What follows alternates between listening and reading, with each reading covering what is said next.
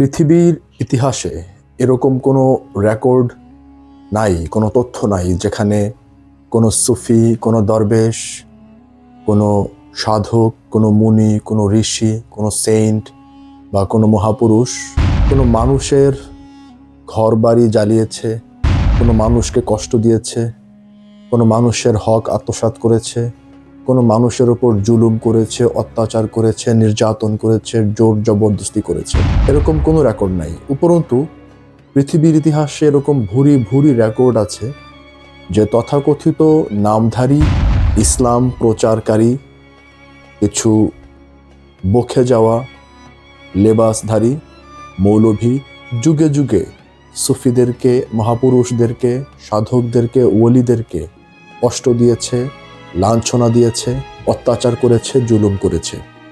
খুব বেশি দূরে যাবার প্রয়োজন নাই। কারবালার মাঠে ইমাম হোসাইন আলাইহিসসালামকে যারা শহীদ করেছে তারা কিন্তু লেবাসে, দাড়িতে, জুব্বায় পাকাপোক্ত ছিল। তারাও নামাজ পড়েছে, তারাও আজান দিয়েছে, তারাও ওযু করেছে।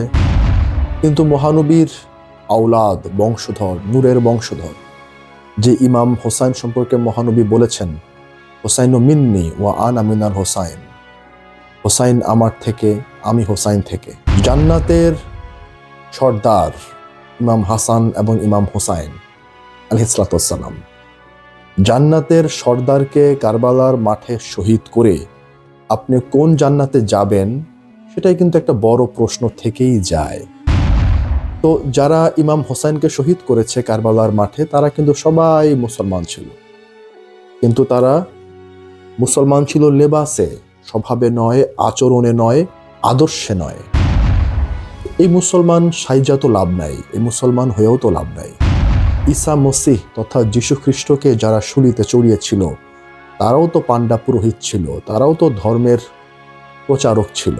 তো তারা কি করে ধর্মের প্রচারক হয়ে যীশু খ্রিস্টকে শুলিতে চড়িয়ে দিতে পারলেন? বিষয়গুলো আপনারা একটু ভেবে দেখবেন যে আসলে ইসলামে কারা আছে এবং কারা নেই, লেবাসটাই কি ইসলাম কিনা। এই বিষয়গুলো নিয়ে গবেষণা করার সময় এসেছে, চিন্তা করার সময় এসেছে।